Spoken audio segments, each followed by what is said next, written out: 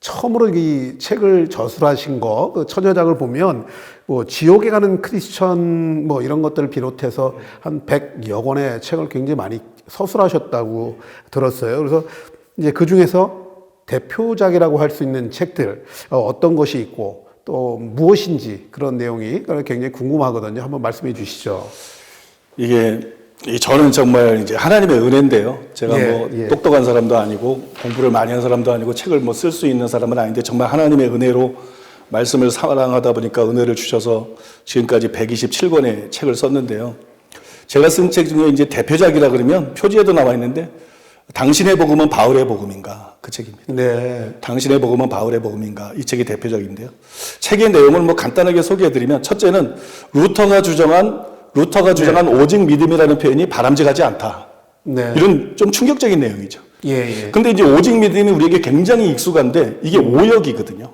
네. 거의 한국어 성경에만 이 오직 믿음이 나오고 제가 다른 나라 책들을 많이 찾는데 오직 믿음으로 번역한 성경은 거의 없습니다. 예. 왜냐 그러면 원어에 오직이라는 단어가 없어요. 한국어 성경이 4번 나오는데요. 원어 다 찾아봤는데 원어에 오직이라는 단어는 한 번도 없습니다. 네네. 그러니까 이게 오역이거든요.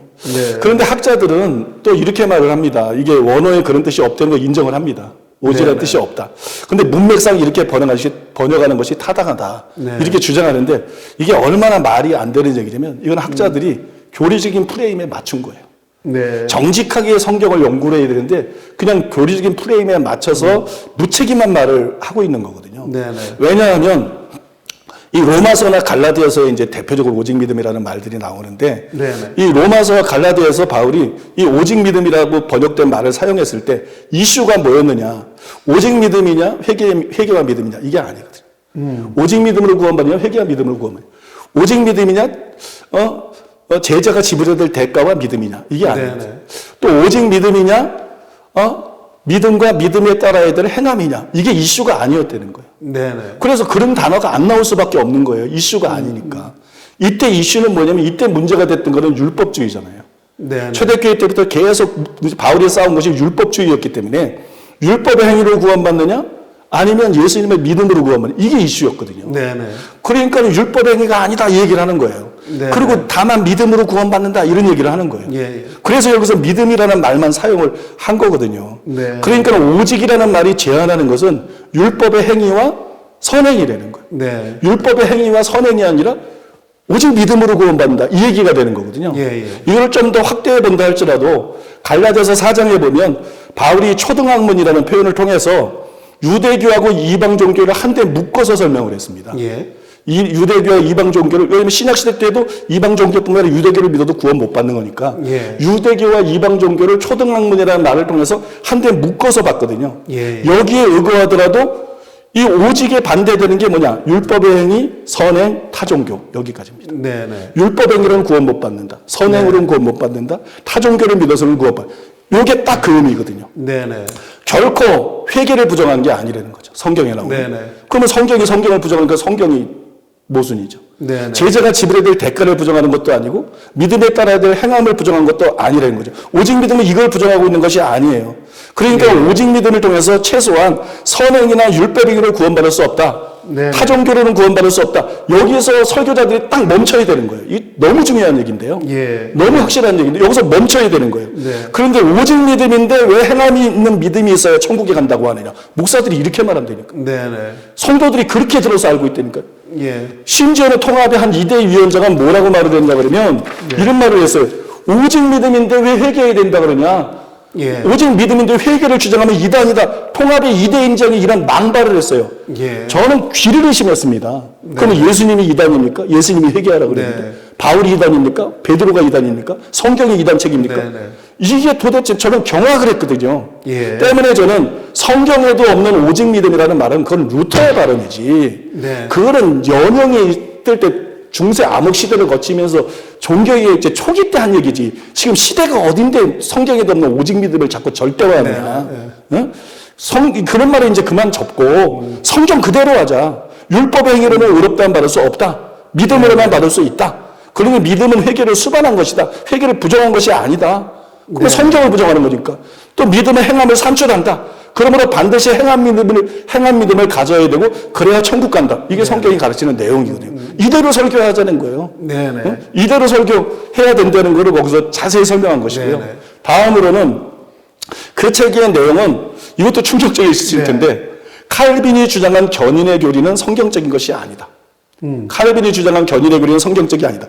저는 그 책에서 로마서 8장 30절에 영화롭게 하셨느니라. 과거 시제잖아요. 네. 그러니까 이게 영화는 미래에 우리 몸이 부활하는 걸 보통 생각하는데 그러니까 한 번 구원의 영원한 구원이다. 이렇게 되는 거거든요. 네. 그 다음에 31절에 39절에 하나님의 사랑에서 우리를 끊을 수 없다.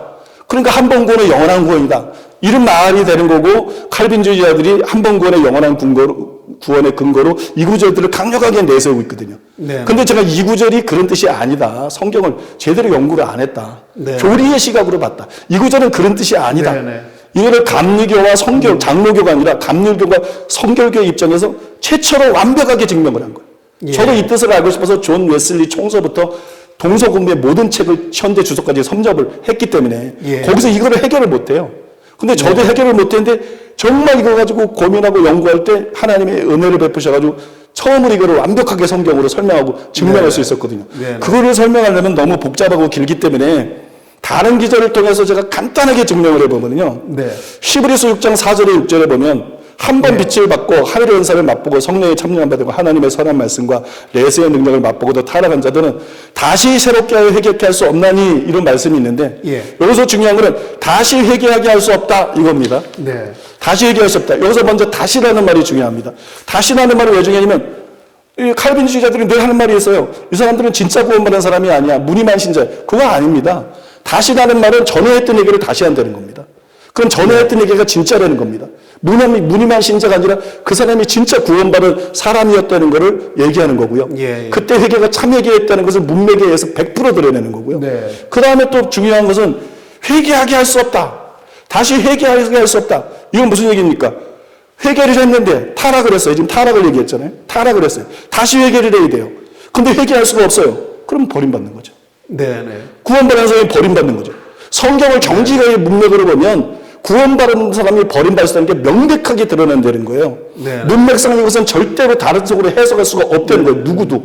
문맥을 무시하지 않고 문맥을 파괴하지 않으면 네네. 다른 식으로 해석은 완전 불가능하거든요.